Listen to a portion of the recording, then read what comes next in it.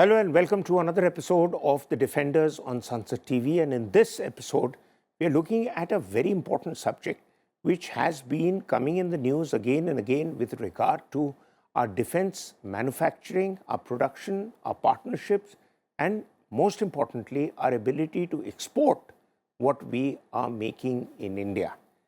And now we move on to our two distinguished guests with us in the studio. We have the legendary Mr. Shekhar Dutt, former governor, former deputy national security advisor, former defense secretary and a war hero of the 71 war. And we have Mr. Rudra Shriram, who is the chair of the Defense and Homeland Security Committee of the PhD Chamber of Commerce and also a joint president of the Shriram Group. And you are equally important in producing some pieces of equipment which I wonder why it's not being picked up by our military establishment. But I'm sure sooner or later good sense will prevail. And we have the one and only, the distinguished Shri Baba Kalyani, the chairman of the Kalyani Group and the Bharat Forge, which has been making great strides in producing world-class artillery equipment, some of which is got no comparison in the global market. And I've had the privilege of meeting him earlier in his setup in Pune, and today we have him with us on a Zoom link. So, sir, I'll start with you, Baba Kalyani, sir. And I would like you to help us understand that in your experience, and I remember you telling me earlier that for several years you had continued to persevere in producing defense-related equipment, waiting for the right opportunity to come when your equipment would be accepted, not for want of quality, but for want of policy decisions to be taken in Delhi so that your stuff could be absorbed. And today we are so happy that you are producing close to one artillery barrel a day for your ATAGS 155mm gun. And you're also looking at exporting this equipment worldwide because it is firing 48 kilometers range, which no artillery equipment in the world at this point of time is doing so. So what do you think has changed in the last few years? Well, first of all, I just want to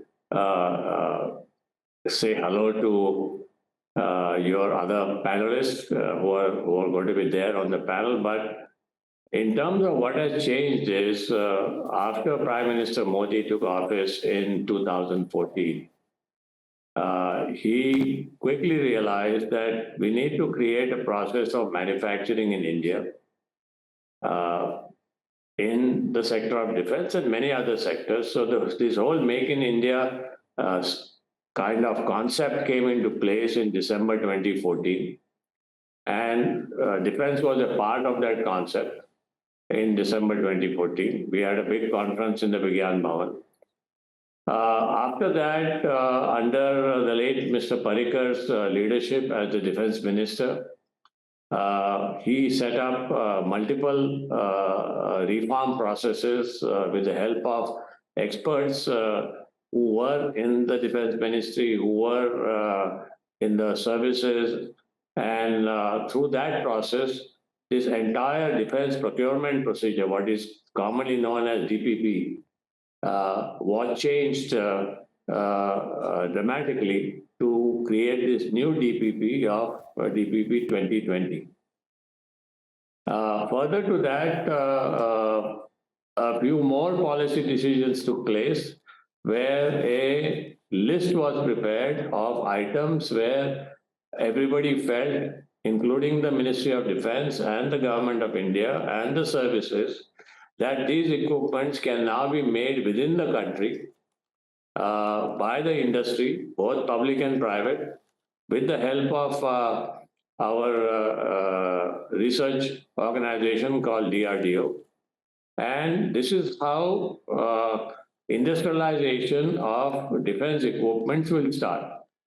Now, what this did was this triggered off, at least in people like us, the urge to say, wherever we have expertise, like we have a lot of expertise in materials, metallurgy, forging, etc., we should push ourselves and try and do more than what we can in terms of making hardware for the military. And that is how projects like ATAX were born. It was a DRDO project with two private sector industries. And it went through all the rigorous trials. It took almost 5 years of rigorous trials, right from Sikkim, 18,000 feet, to the deserts of Rajasthan in the summer. And I think it came out with flying colors. Yes, and indeed, this sir. became, after I think 30, 40 years, the world has seen a new artillery system, because all the other artillery systems were designed almost 30, 40 years ago. Yes. A new artillery system which is completely electric, which fires 48 kilometers, and which is very automated. Yes. We have also produced 5, 6 more platforms on our own of these weapons. Some of them are mounted on trucks, some of them are smaller, some of them are bigger. And what we are seeing now is because we own the intellectual property for these products, the ATAC intellectual property is owned by DRDO and the industry partners. And because of that, we are able to export these products elsewhere. If we didn't own the intellectual property, it would be very difficult to export these products. Right. And Right. Thank you very much. Thank you very much, sir. That's a long list of do's that you have listed out. I just want to move on to another question. Television giving you limited time as it is, that India seems to have been learning from the US model of public-private partnerships. And from about 2001, 2002 onwards, we began to adopt some of the measures that were in place in the US as a model that could be, implanted on the Indian template. Now, where is it that we are doing the things that was being done in US? Where is it that you feel we could have done more or better? I think you are very right that we are following some form of a template that the US follows, because they have a large involvement of the private sector in their programs for their services, whether it's Air Force, whether it's Army, whether it's Navy.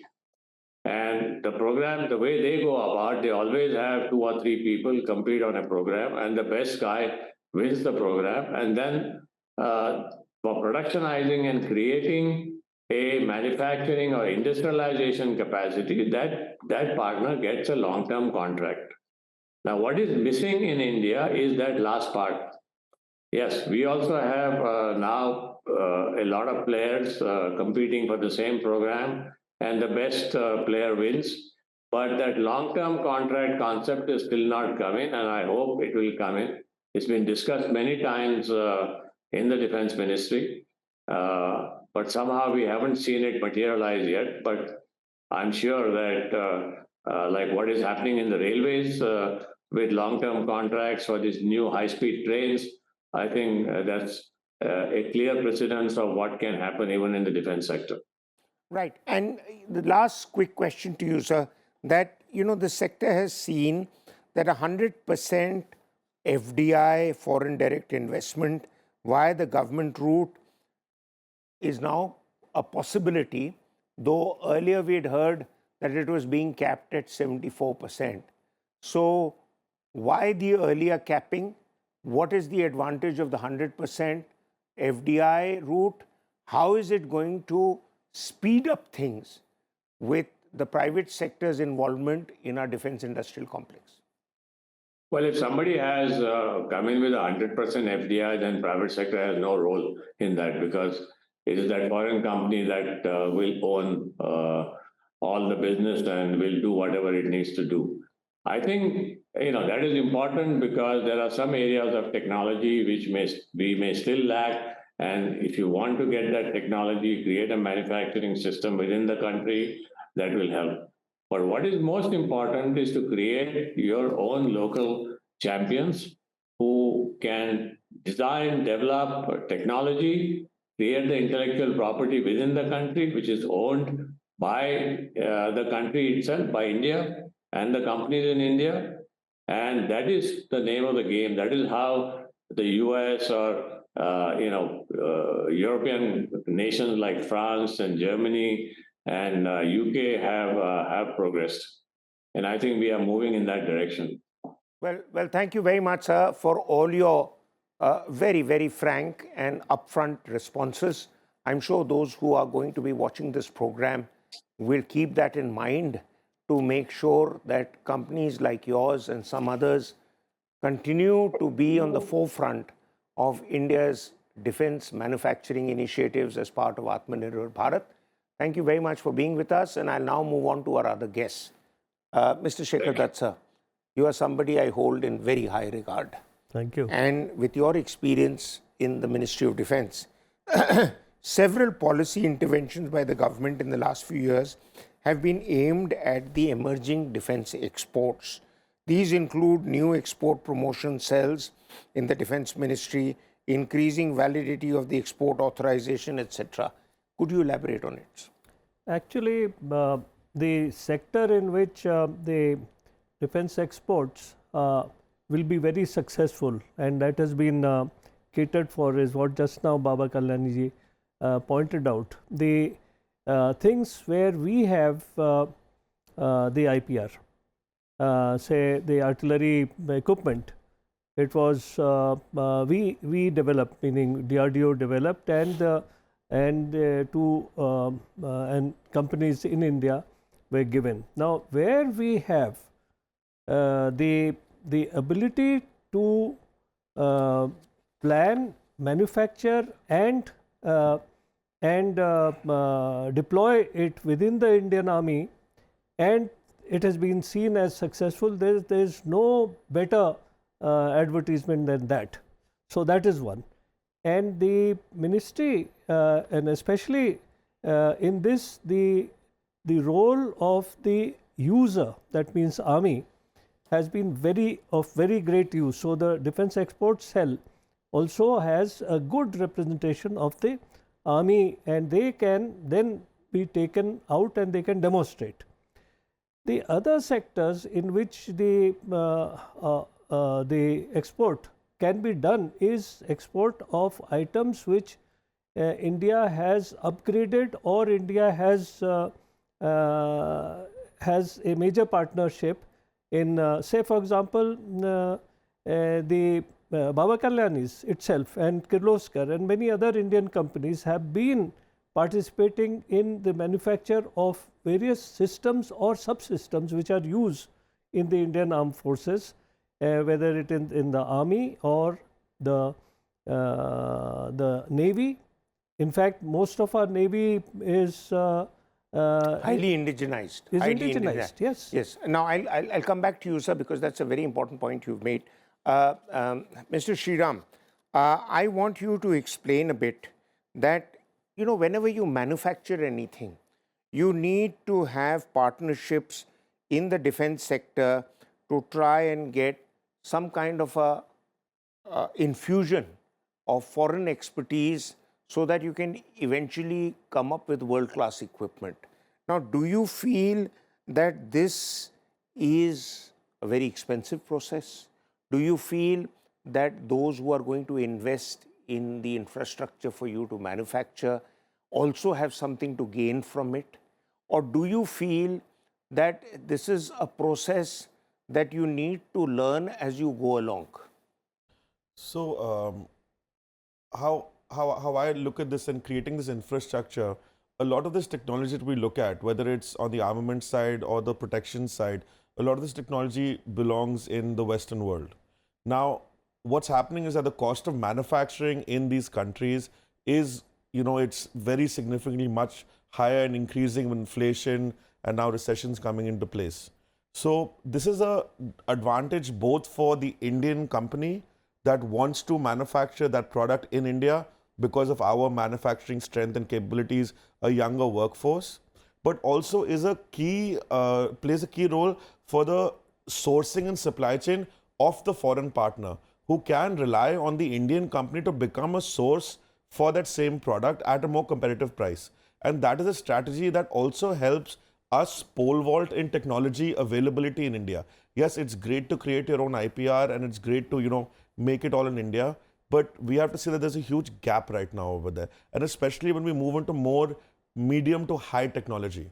When we start talking about SATCOM, navigation, GPS enabled, GNOSS enabled technology, this is already fairly saturated in that part of the world.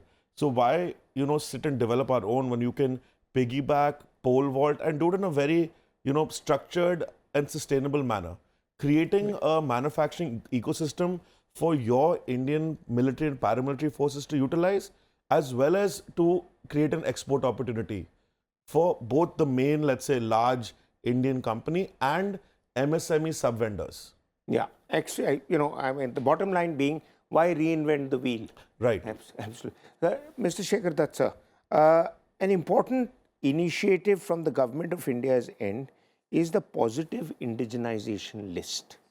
You would be familiar with that, particularly for procurement from indigenous sources. So please explain, what is this positive indigenization list? What is the procurement from indigenous sources? And what is the combination of our cerebral assets and the risk-taking abilities of our entrepreneur that needs to be brought in to make this positive indigenization list? Actually, I again go back to the example of Navy or the naval ships. Naval ships have maybe close to 10,000 different kind of sub-assemblies and assemblies. Now, all this put together makes a ship, and even then we require certain things which have to be imported. But the domestic capability in terms of say major assemblies and sub-assemblies is very high. Now, similarly, when you come down to infantry or to the army, say earlier we used to depend very highly on say protection equipment. Now almost all the protection equipment is made in India, and especially the body armor. And see, the warfare cannot succeed if we don't have feet on the ground.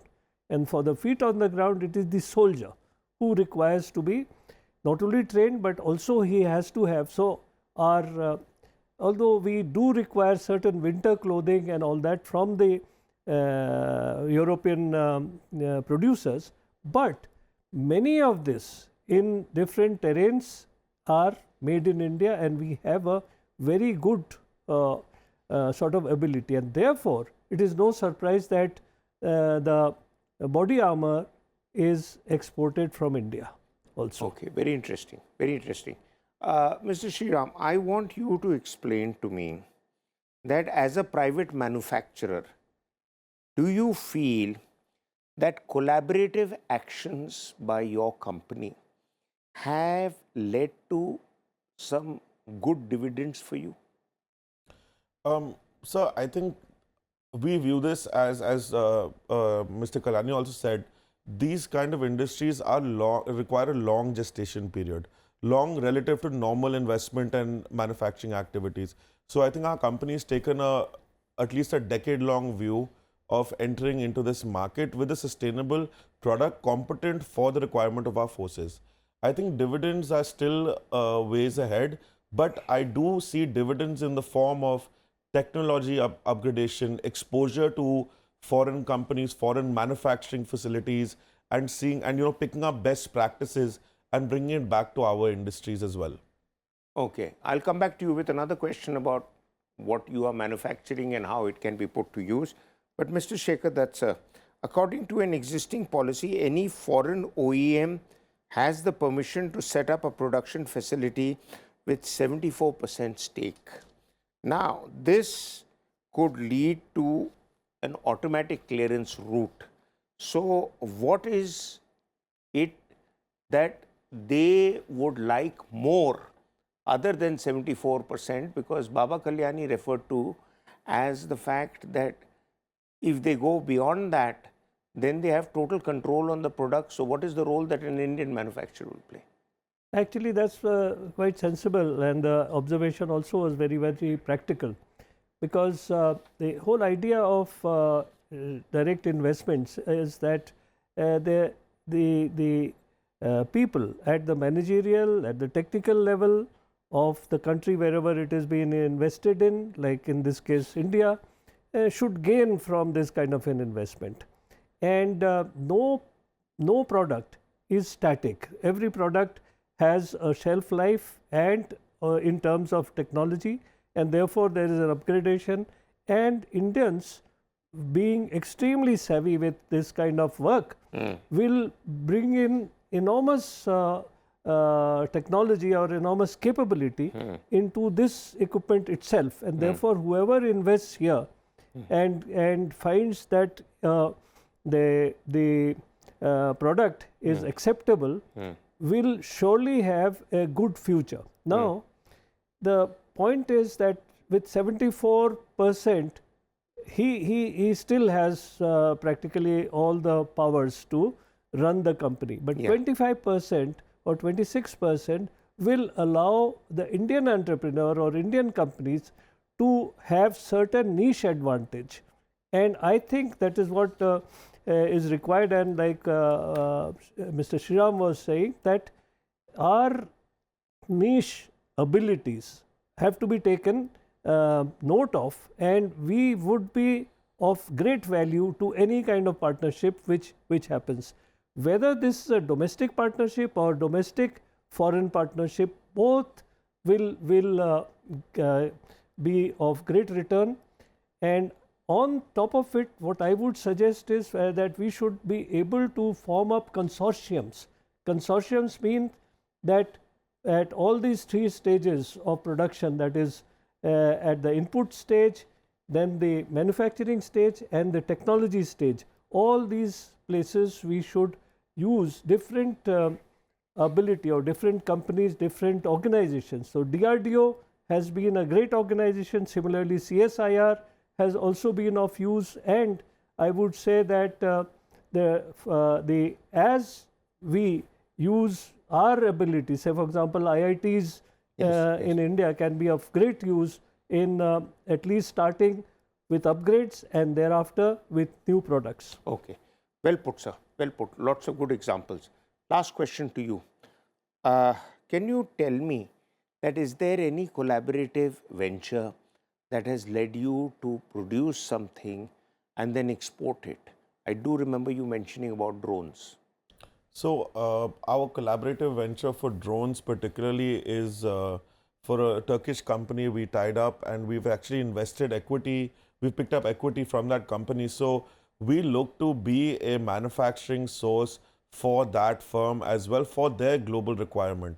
And why? Right. Why? Because they can't cope with the demand? It's not about coping with the demand, sir. As I come back to the point that we, being a young labor force and with an expertise in manufacturing as the main item over there, we are very good at that.